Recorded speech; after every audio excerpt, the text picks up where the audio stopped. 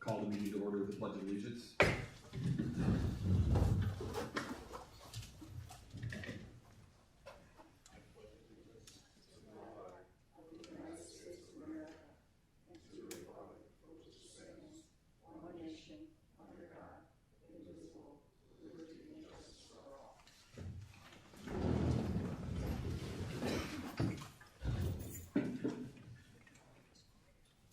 Roll call shows that everyone is present.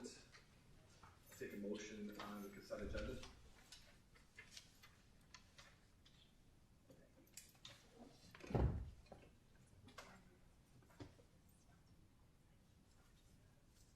What was that? I'm sorry. That's just for that. Oh, just for that. Okay. So I'll entertain a motion again on the consent agenda. I move that we approve the consent agenda. Support. Motion by Mr. Nash, support by Doc. Roll call vote, starting again. Oh, sorry, go ahead. Yep. I move we amend the consent agenda by adding a closed session under item D, superintendent contract update. And we're allowed by Open Meetings Act 81H.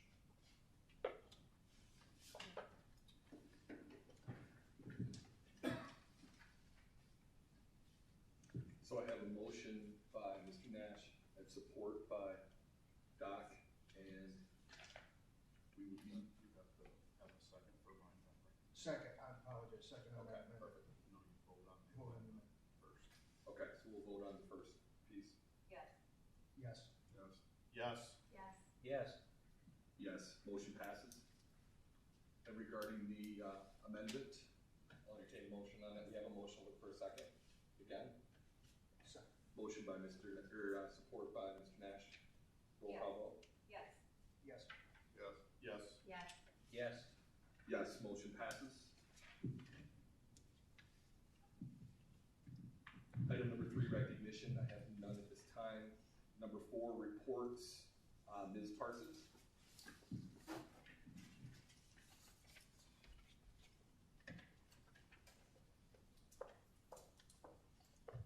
So we have quite a busy week at Leonard this week. We are wrapping up our reading month. So far the kids have read 800 books. They're looking to get to 1,000. They're pretty excited.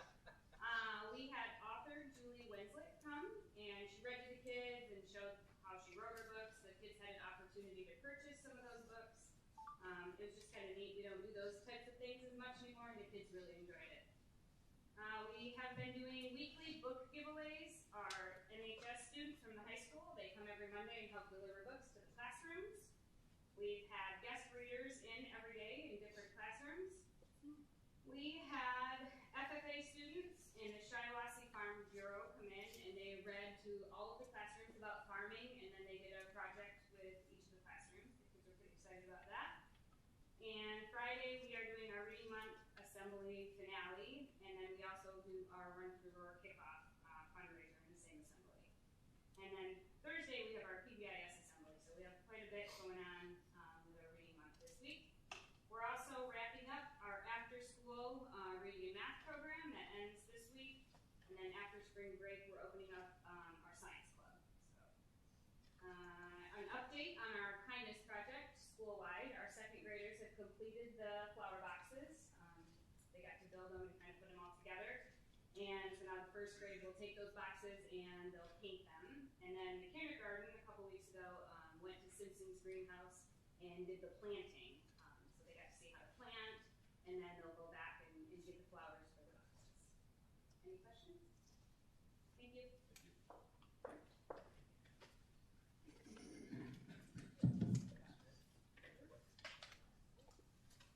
Mr. Ormsby.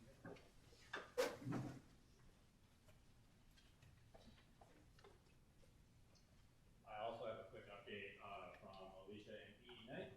At EE Night, we are wrapping up March's Reading Month. Our school-wide goal is 50,000 minutes. The top reader in each class will win a bike ride from Mason's and Elsie. On Friday, Mrs. Alexander is organizing a career day for our students. Students will have the opportunity to attend 4 sessions put on by local community members. They are excited to offer 15 different career presentations for students to choose from. At the middle school, we have a March's Reading Month Spirit Week this week. It culminates with a read-in Friday morning, as well as a assembly that's been postponed twice because they just had to have snow days on half days. So on that assembly, we'll have a teachers versus students volleyball game. Spring sports are getting underway. Red Cedar Volleyball is wrapping up. We had several staff members attend McCall, which is a Michigan Association of Computer Users in Learning this past weekend. Heard great things. Teachers are excited about it, coming back with information. Third quarter grading period ends this Friday. Band festivals attended 2 weeks ago almost, on the 10th and 11th. And then our staff recognition this month goes to Mr. Grandstaff, 8th grade social studies and song lyrics teacher, as well as Mr. Snyder, our health teacher. Any questions? Thank you. Mr. Tokrak.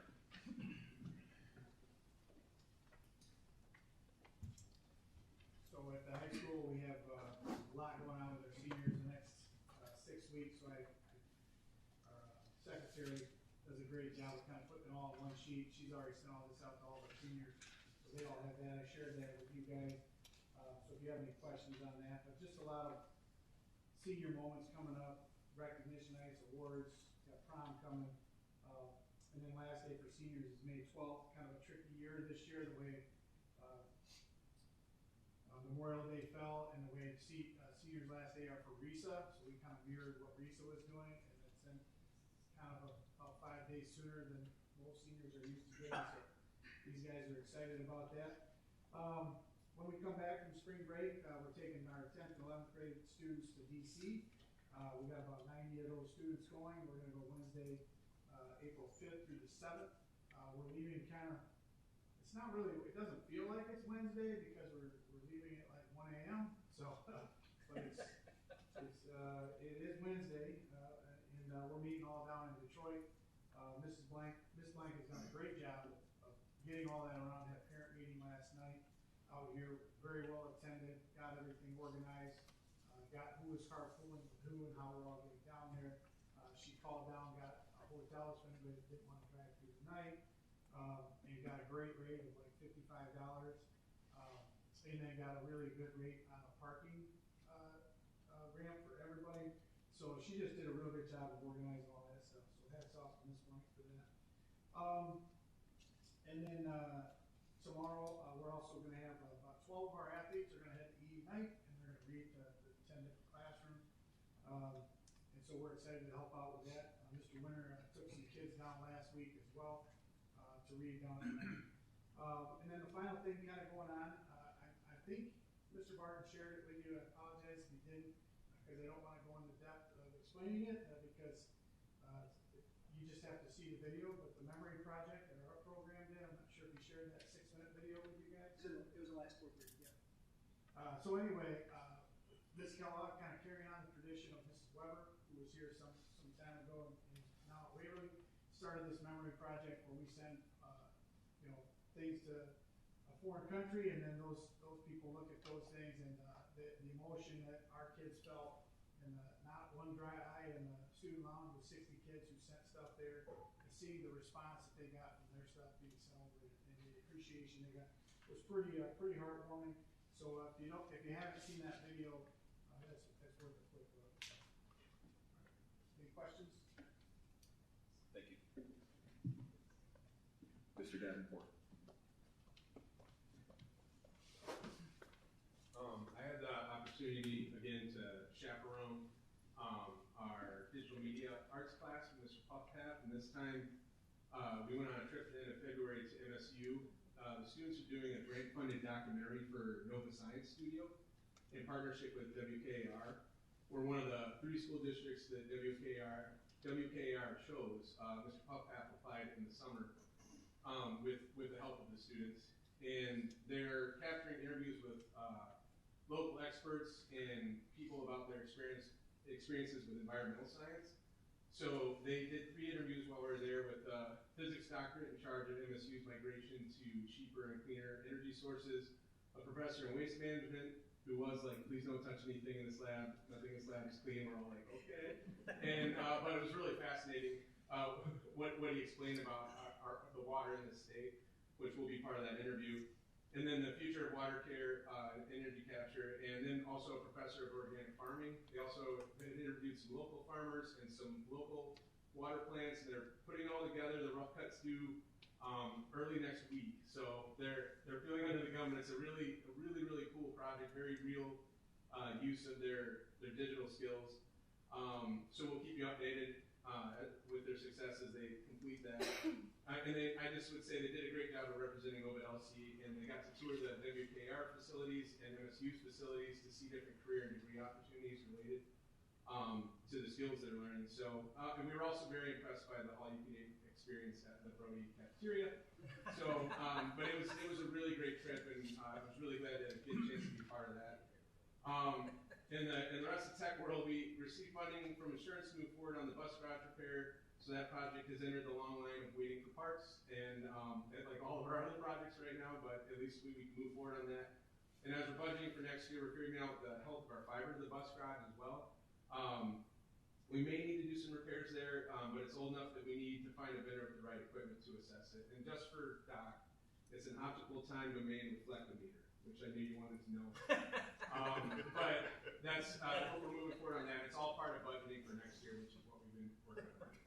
So, any questions? All right, thank you. Thank you.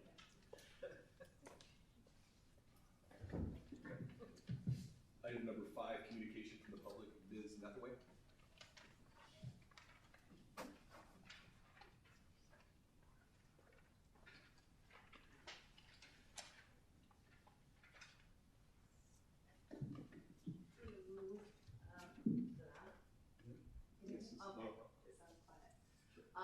I'm just here to talk, so that way you guys at least get to hear from somebody.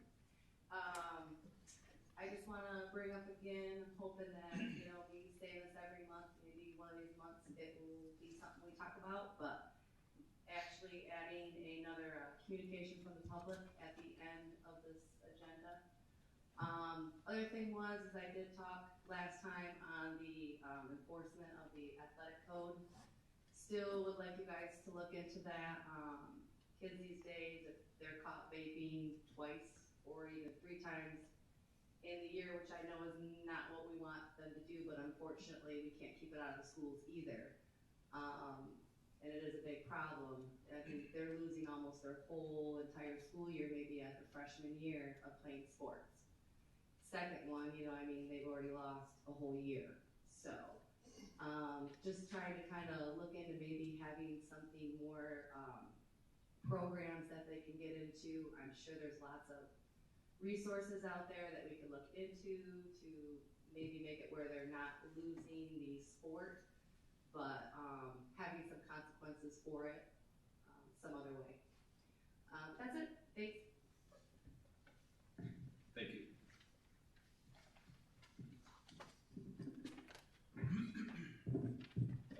I have no communication from Ovid-Elsie personnel. Item number 7, correspondence. I do have a letter that I've been asked to read, so just give me a moment while I bring that up.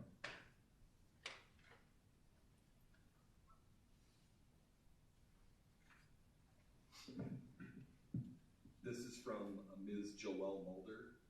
Hello, Eric. Can you please have this letter read as an agenda item to the school board and published during the Ovid-Elsie board meeting on Monday? I would like each board member to have a copy of my letter as well. And can I have this open for comments from concerned citizens as well? Please let me know if you have any questions or concerns. My name is Joelle Mulder. I am the host mother for Milena Diaz Blanco, who was an exchange student that played for the girls varsity basketball team. We had a very upsetting situation happen to my daughter that I feel needs to be addressed. When the girls basketball team played their second game in districts at Bath against Omaha, Westphalia, unfortunately it was Milena's last game with her team. This is because at this time the coaches took her jersey. They did not have her dress in her uniform, and she was not given a medal after the game like the rest of the team had received. She sat on the bench with her team dressed in her jeans. Sadly, Milena was not recognized for any of her efforts during the basketball season. Milena made the choice the next day to quit the team because of the embarrassment and humiliation of the whole situation. Both Milena and I are aware that she is not one of the best players on the team, but she worked just as hard as the rest of the team. She never missed a game even knowing she wasn't going to play. She wanted to be there to support her team. She only missed 2 practices. There were times she was absolutely exhausted from practice that was requiring her dedication 5 days a week. She even gave up fun time with us and her friends to go to mandatory practices that were on the weekends before the playoffs. On Thursday, Mr. Tokar explained to Milena that she wasn't going to play in the next game and that they were going to bring a JV team member up from the other team to play instead. Since Milena is from another country, she doesn't understand our athletic system, so of course she agreed. Neither coach reached out to me, as well as asking if we were comfortable with this decision. I feel like they took advantage of her being an exchange student and not knowing the importance of this. Later it was explained to us that this was allowed by MHSAA at these types of games because of the high state competitive level, and that the coaches can change the roster for the playoffs. On Saturday, Milena was very astonished when the coach came to her and asked her for her jersey. She was not aware of what was about to happen. Not knowing what to do and was confused of whether this was normal practices, she gave the coach her jersey, in which resulted in her not being allowed to dress for the game. So very awkwardly, she sat with her team on the bench in her jeans. Then when the medals were awarded after the game, and she did not receive a medal like the rest of her team, including the new JV players, she was devastated and confused to the point she thought she did something wrong. It was so heart-wrenching to see her crying and her heart broken, especially when she worked so hard for several months. It made me cry. One of her dreams that she shared with us when she arrived at our house was to play basketball in America. She was super excited about the opportunity, but this dream was quickly shattered and taken from her. It was a very difficult task to have to explain this to her family in Spain when I clearly didn't understand these reprehensible and inexcusable actions myself. Chris Winters was willing to order Milena a medal, but the value of the medal was not the same because she did not receive the recognition with it like the rest of her team. That moment was taken from her. I understand that this is an exciting time for the whole community, and it's been over 40 years since they have gone to districts. But why are people being allowed to make these selfish and shameless acts to claim their own pride of getting the team to victory? Is this what high school sports is about? Isn't it supposed to be about the kids, not the adults? Where does our core values lies when Ovid-Elsie mission states students first? It's concerning and alarming to have a principal that is not looking out for the best interests of his students. Even though this was allowed under the MHSAA rules, was this really the right thing to do to a student? I feel it's a terrible example of good sportsmanship that we're trying to teach our kids to do. I can't believe not a single person was willing to step up and say this is not right. I feel like the whole program failed her. This was so poorly managed because since there were 5 to 6 girls that never got a second of playing time, they could have dressed Milena and put her on the team. There was absolutely no good explanation from them to even do this to her. Nothing was accomplished. All they did was take away a young girl's dream. Unfortunately, the deed is done and Milena won't be recognized for her efforts like she truly deserves. I feel the coaches robbed her of all her efforts and shattered her season. They need to be held accountable for their actions, and I feel an apology needs to be addressed to Milena. But most importantly, we hope this statement will stop this from happening to any other athlete in the future. Milena's heart will always be scarred from this. She was very eager to try new things when she came to America, but she has absolutely no desire in participating in any sports in here before returning to Spain. I feel terrible how the season ended for her. Again, Joelle Mulder.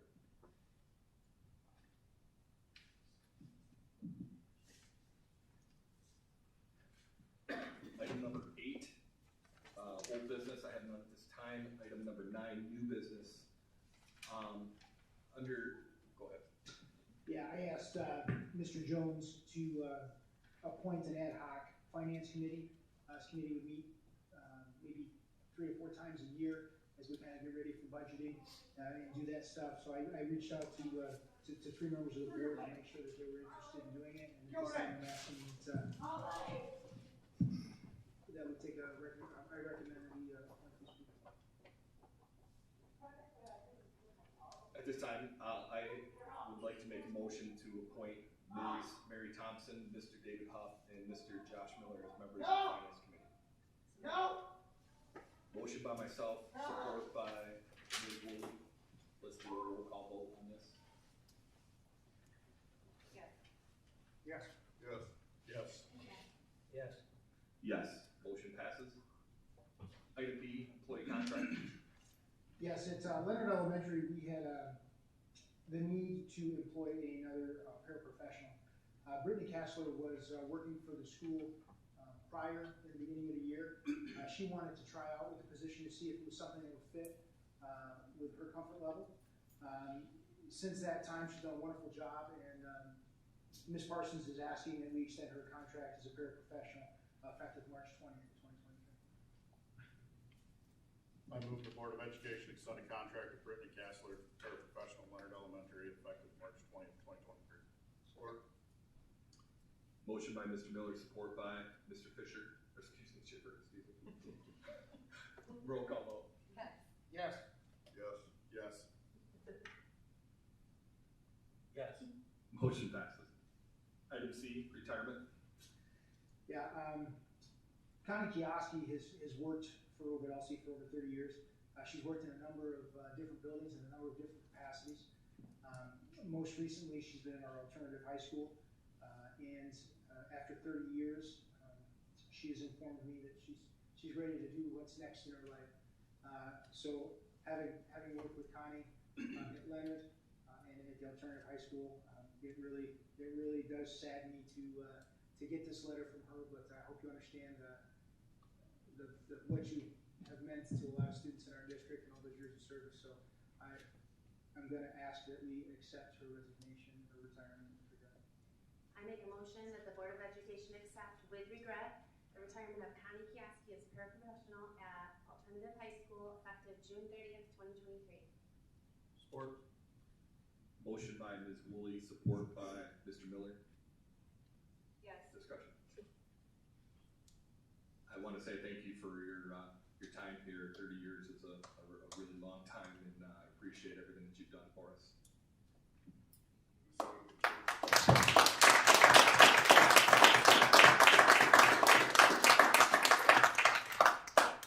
Roll call.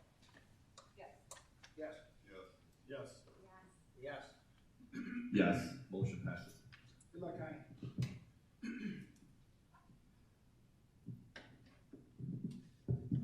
Item number D, superintendent contract update. At this time, I'd like to make a motion to go into closed session under item 81H to review an attorney-client privilege document. Motion by myself, support by Mr. Nash, roll call vote. Yes. Yes. Yes. Yes. Yes. Sorry. Yes. Yes.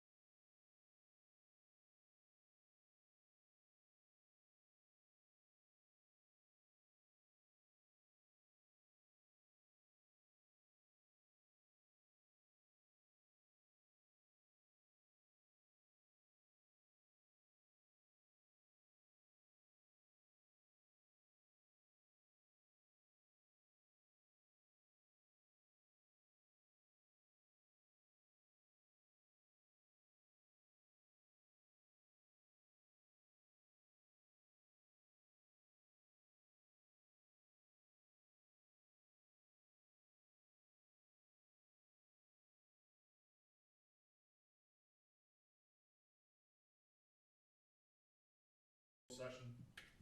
Second. Motion by Mr. Miller, support by Mr. Schiffer. All in favor? Aye. Opposed? Come back in open session.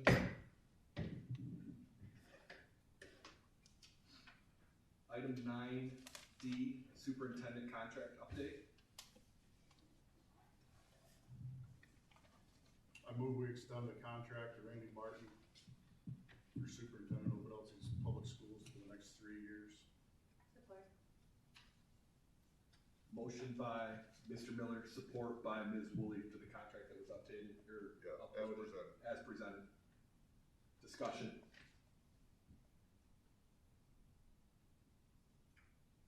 Roll call vote. Yes. Yes. Yes. Yes. Yes. No. Not favorable for the wage. Yes. Motion passes. Item number E, board norms. Do you want me to read this? However you want to present that.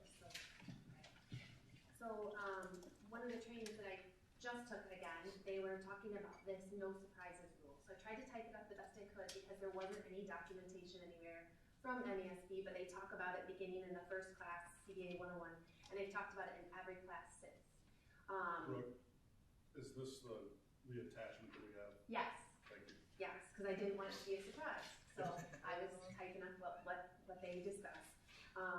So I know we still have to work on our board norms and our responsibilities, but this is one that they teach you in the beginning, meaning that we can still discuss whatever we want at the table. That doesn't limit anything. But it means if you have something that you want to bring up and you want us to, it needs to be on the agenda items or something that we're going to discuss or take action for. The no surprises rule means that as a governance team, we're respectful and we give that information ahead of time to either the president and or the superintendent, and that way they can collect anything they need, whether it be board policies, if there's a legal ramification, any other materials, or for any of us to know that, hey, this is something someone wants to change. If we want to look into it or do some research before, at least we have that chance before we get to the table. So that no one's technically surprising anybody, but it also helps us foster open communication and trust, but still does not limit what we can talk about. Like an example, you know how at the last meeting, the first meeting that you were at, we changed the location. Absolutely have no problem with it, but I just would have loved to know ahead of time if there was some reason, or hey, we're looking at changing that. Or I thought the last one where we changed the spot on consent agenda, and we were doing that, that's why at the beginning I said, oh, I thought we changed that all the time.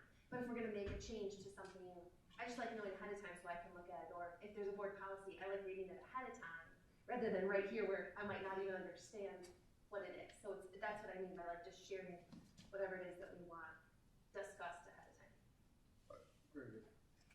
I agree with you 100%, but I also have to say that it's been around 20 years and I can't say that I've really had very many surprises at all.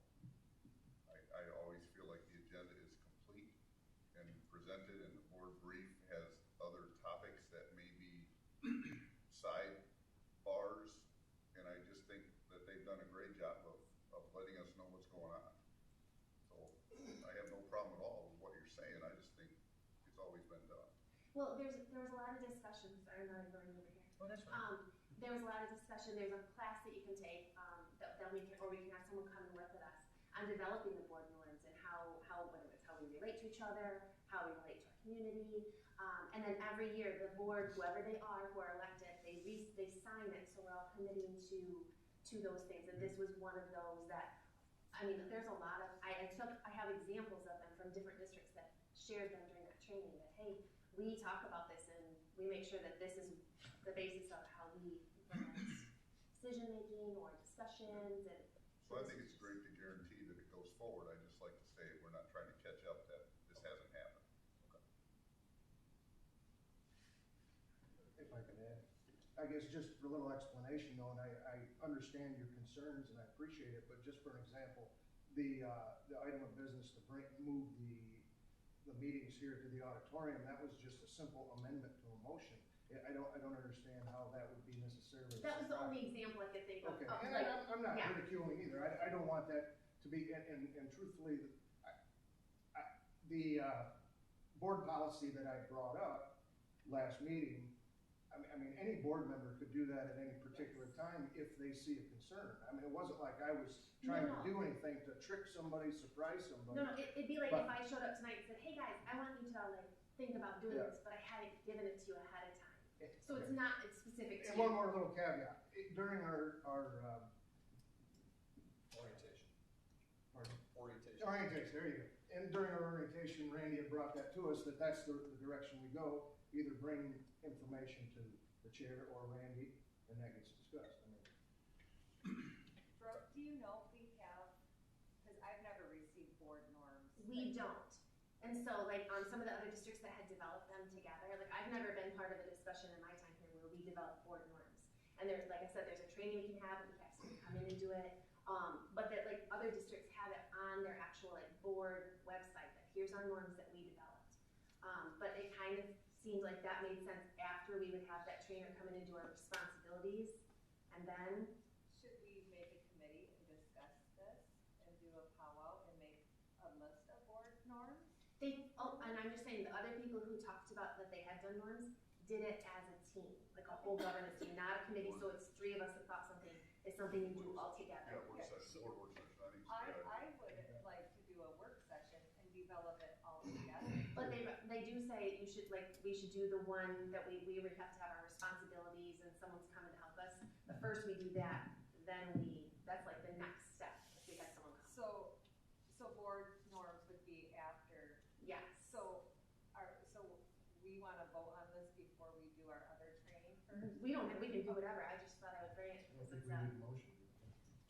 So, I mean, after listening to everybody, maybe it makes sense that we set up a training for one of our, obviously we've talked about that anyways, and it might make sense that we go that route before we do this, which is great that you came up with this, but that leads us to something even bigger where we create board norms, have a work session with the entire board. Maybe that makes sense at this point. I didn't even think about that. Yeah, but even if we don't, we have to wait and let's say it's gonna be a couple months. This is not a bad idea, just to sit here and have it so we know. So if I have something I'm gonna bring, I make sure everyone has it, so you get a chance to think about it.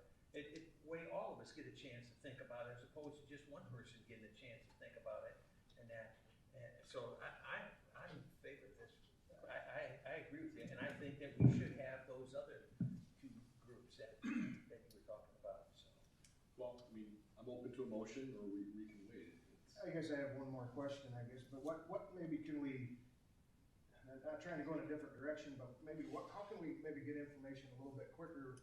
You know, we get information at 3 o'clock on Friday afternoon, and then you have the weekend to meal it over or deal with it, and then your meeting's Monday night.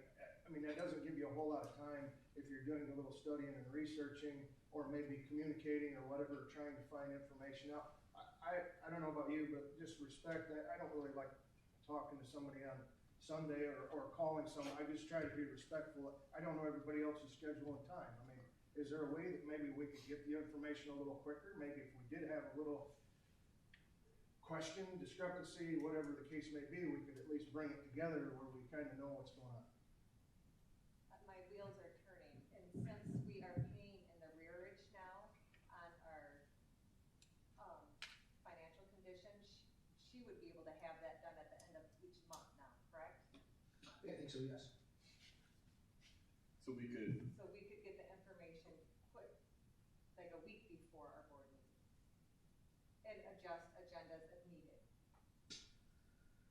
Yeah, well, when do you think you need the information by? The Monday before, the Wednesday before? We're doing it the Friday before now? I guess I don't have a specific time, but I guess, yeah, I think 3-4 days earlier possibly would help if it's possible. That week sometime, is that okay? The Friday before, payrolls are always that Monday, Tuesday, Wednesday, so if we could tell Mary to make sure that Friday before, so that would be the whole week, but we just need. You're saying another full Friday? the Friday before, the next Friday, or sorry, A whole week ahead of what we get. Yeah. So we're yeah, getting because it, Monday, Tuesday, Wednesday, That would be Thursday, great. we have board meetings are always on payroll week, so that takes up almost so 4 instead days. of the Friday, which is 3 days, whatever, before, we're looking at 10 days before. Nice. I think that would be great if we can make that happen, so we can discuss that offline then. Can I get back to you on that to make sure it's Absolutely. feasible? Sure. Okay. So either, I mean, I'll entertain a motion now, or we can hold off, however, whatever anyone wants to do. I just have some questions, how, does this even work? Is it on? Just, yeah. Hello? Try the other switch on. I don't think it works. Okay, I'll try to talk loud. What happens if we go to the president or the superintendent and they don't want to put necessarily doesn't feel like we should put something on the agenda? But how would you bring that up to other board members if you would like discussion or just correspondence? The agenda is put together by the board president Yeah, and myself. what I'm saying is, if I go to you guys and you're like, no, we're not doing that. That If hasn't the both of happened yet, us say that we don't wanna put it on, No, No, I'm just saying, I never said it did. I never asked for anything to be put on the agenda. What they But I always was want to just- do is go hear the board members. I was gonna say. And then Yeah. just answer right there. Yeah. You can ask whatever you want right there, so. And obviously, if we accept this, you know, we move forward with this no surprise rule, it wouldn't be a surprise, because we've already talked about it. I mean, obviously, that situation's ever, you know, came up where anybody said, hey, we wanna put this on the agenda, and we haven't. But if we decided we weren't gonna, and we had a good discussion on that, you still would be able to go under, like they said, and we already know about it, so. Just one other question before we make a motion. Will the descriptive agenda be more transparent? Last week, we had on the, agenda superintendent update when it should have, and I don't know if it should have been, but I would have thought selection and enter into negotiations with the superintendent. You're talking about the last meeting? Yes, I'm like asking, is a surprise clause also goes on agenda items being not descriptive enough? I mean, sure, but I mean, that wasn't, for example, in that particular situation, I didn't know if we were going to be going that route. I mean, that was a decision that was made, so to put that on the agenda where, you know, someone made a motion to do that, I can't, you know, foresee the future with what's gonna happen there. So I gave a vague, item because I didn't know what was going to happen there. So I mean, I guess I could be more transparent, but that was literally the thought process there. And I just think of community members see that, oh, we're getting an update, it's not the selection of the superintendent, like, yeah, very good, yeah. So yes. Understood. Okay. So whether we'll take a motion now, or if not, then we can move forward. If anyone wants to make a motion on this. I move the Board of Education implements the no surprise rule for governors. Support. Motion by Mr. Miller, support by Mr. Huff, Doc Huff. We'll roll call vote this, starting at the end. Yes. Well, actually, discussion. Okay, let's start with any more discussion. Go ahead. My final thoughts is that we want to do board norms when we don't have them yet, and this is the first rule when we don't even have board norms.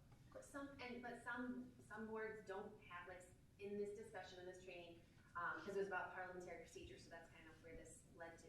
Some didn't. This is just one of those things that if you take that CPA 101, like, in my brain, I've always asked my questions ahead of, like, the meeting, because that's how they teach it in there, but it's not necessarily anything that we had said all together, like, this is how we're gonna respect when we come here, that we're actually doing our business at the table, not last minute. I feel like we're putting the cart before the horse on this one. So we have a motion on the table. We'll roll call vote this. Yes. Yes. Yes. Yes. No. No. Yes, motion passes. Number 10, other matters which may properly come before the board. I have nothing at this time. Number 11, hearing from board members. Yeah, I'd like to say one thing. I helped coach the JV girls basketball team, first time ever, and it was great. But I think we got to be proud. I know we had a letter, but I think we have to be very proud of our girls basketball team and how far they went. And boys. And boys, right? But the girls did something that no other basketball team has done in Ovid-Elsie history, and that's just a great. And I was around to watch and see him doing all the, playing in the practices and all the rest of the stuff. And, they just did a very good job. So I just want to say that. Anything else? They represented our school really, really well, and they had class and effort, so it was impressive. Well, and I think another thing that's important too, I believe academic all-state, honorable mention, or they were first team, which is impressive as well. I think their GPA is like a 3.9. So, I'll entertain a motion to adjourn. I'll make a motion to adjourn. Second. Motion by Doc, support by Mr. Nash. All in favor? Aye. Aye. Opposed?